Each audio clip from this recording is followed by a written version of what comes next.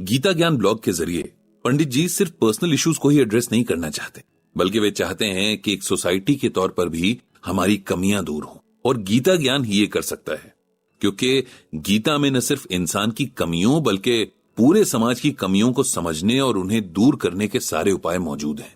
जब बात सोसाइटी की आती है तब इसे हेल्दी रखना हम सबकी जिम्मेदारी होती है, और इसीलिए सब इस जिम्मेदारी से बचना चाहते हैं। अगर हम सब अपनी तरफ से थोड़ा थोड़ा भी कंट्रीब्यूट करें तो कुछ कुछ बदल सकते हैं और उसे बेहतर बना सकते हैं। पंडित जी और सरला जी से जितना हो सकता है वे दोनों अपनी तरफ से कोशिश करते हैं कि इस सोसाइटी ने हमें जितना भी दिया है उसे लौटा सकें। ऐसे ही एक प्रोग्राम में उन दोनों का कल जाना हुआ, जहां उनकी कॉलोनी के यंग लड़के लड़कियों ने गवर्नमेंट अथॉरिटीज के साथ मिलकर एक ब्लड डोनेशन कैंप लगाया था, और कॉलोनी के सभी लोगों ने इसमें बढ़ चढ़कर हिस्सा लिया था। सबकी ड्यूटीज अलग अलग थीं। जो लोग बुजुर्ग थे या ब्लड डोनेट नहीं कर सकते थे, उन्हें लोगों के फॉर्म भरने में हेल्प करने से लेकर लोगों को डोनेशन के बाद रिफ्रेशमेंट देने तक के काम में लगाया गया था। पंडित जी भी ब्लड डोनेट करने वालों के फॉर्म्स फिल करने में हेल्प कर रहे थे। उनके साथ डेस्क पर जो लड़का बैठा था उसका नाम राघव था। उसकी उम्र लगभग 25 के करीब रही होगी। राघव एक एनजीओ के साथ काम करता था, जो कि शहर में जगह जगह ब्लड डोनेशन कैंप्स लगाते थे। थोड़ी देर के लिए फ्री हुए तो पंडित जी ने राघव से उसके बारे में पूछा, उसकी फैमिली के बारे में और कब से इस काम से जुड़ा हुआ है, इस सब के बारे में पूछा। राघव ने बहुत डिटेल में अपने बारे में बताया। उसने बताया कि वो एक मिडिल क्लास फैमिली से बिलोंग करता है। उसके फादर एक प्राइवेट स्कूल में टीचर हैं और मदर हाउसवाइफ हैं। एक छोटी बहन है जो अभी कॉलेज में पढ़ती है। एक बड़ा भाई भी था जो अब इस दुनिया में नहीं है। ओह, सुनकर बड़ा अफसोस हुआ।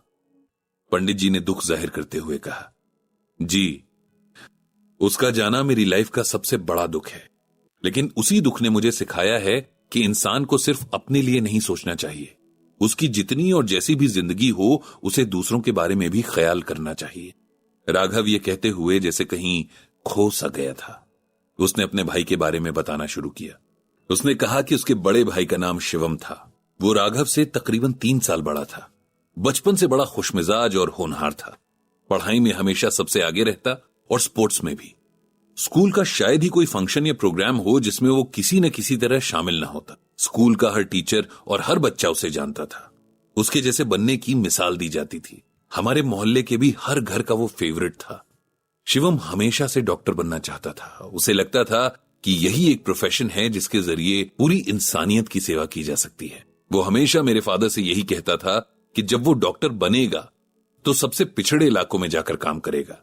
कभी भी पैसे कमाने के लिए काम नहीं करेगा, बल्कि लोगों की सेवा करने के लिए काम करेगा। मेरे फादर भी उसे हमेशा मोटिवेट करते थे।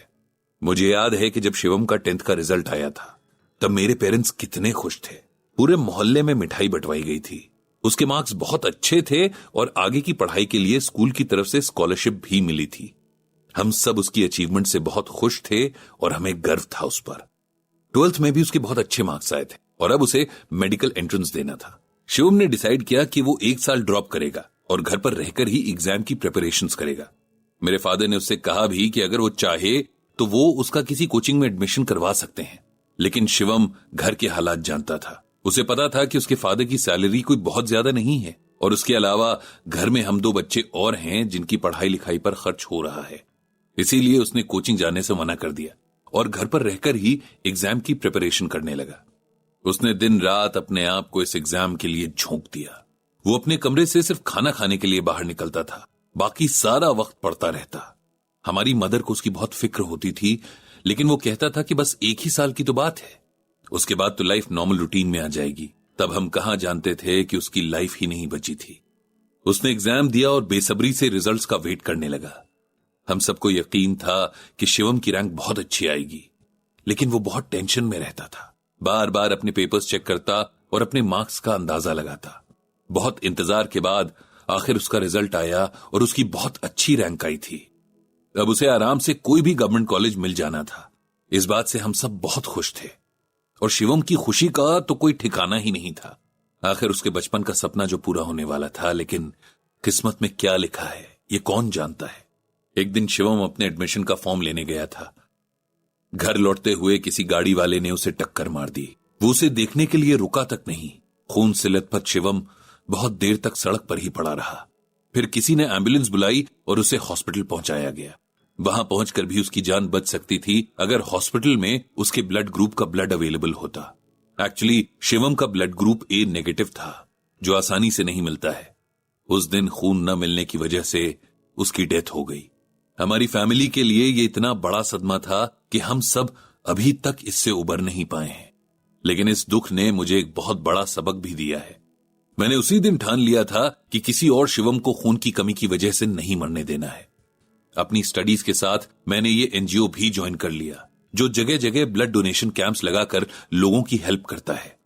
इस काम से मुझे बहुत सुकून मिलता है और लगता है कि मेरे भाई की आत्मा को भी इससे खुशी मिलती होगी। राघव की बातें सुनकर पंडित जी का मन भीग गया।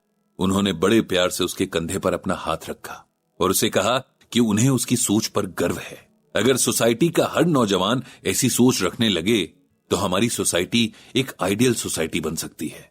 उस दिन का ब्लड डोनेशन कैंप बहुत सक्सेसफुल रहा। पंडित जी और सरला जी भी शाम तक घर लौट आए। घर लौटते हुए पंडित जी सरला जी को भगवान श्री कृष्ण की गीता में कही हुई ये बात सुना रहे थे। श्रेयान स्वधर्मो विगुणः पर धर्मात् स्वनुष्ठितात् स्वधर्मे निधनम श्रेयः पर धर्मो भयावह। इसका मतलब है कि भगवान श्री कृष्ण अर्जुन से कहते हैं, हे अर्जुन, अच्छी प्रकार आदत और व्यवहार में लाए हुए दूसरे के धर्म से बिना किसी गुण के होते हुए भी अपना धर्म ज्यादा अच्छा है।